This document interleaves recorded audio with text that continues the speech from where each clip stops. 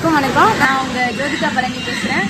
அதாவது நம்ம அப்துல் கலாம் ஐயா சொன்ன மாதிரி வீட்டுக்கு 5 மரம் நட்டோம்னாலே நம்மளோட இயற்கை வளத்தை வந்து நம்ம காப்பாற்றலாம். அதே மாதிரி நம்ம எல்லாருமே அது பண்ணால் மட்டும்தான் நம்மளோட சுற்றுச்சூழலை வந்து காப்பாற்ற முடியும். இந்த நோக்கத்தோடு all India dream Kalam foundation வந்து ஒரு முன்னேற்பாடு எடுத்துகிட்டு இருக்காங்க. அந்த முன்னேற்பாட்டில் நானும் கலந்துக்கிட்டு விழிப்புணர்வு கொடுத்துட்டு இருக்கேன். அதை நான் மட்டும் கொடுத்தா பத்தாது, நம்ம எல்லாரும் சேர்ந்து கொடுத்தா மட்டும்தான் நம்மளோட இந்தியாவை தூய்மை இந்தியாவாகவும் பசுமை இந்தியாவாகவும் மாற்ற முடியும். அதாவது நான் சொல்ல வரக்கூடிய கருத்து என்னன்னா, இன்னி 2026 புத்தாண்டு அன்னையில இருந்து நம்ம ஒரு விழிப்புணர்வு கொண்டு வரணும் மக்களுக்கு எல்லாத்துக்குமே.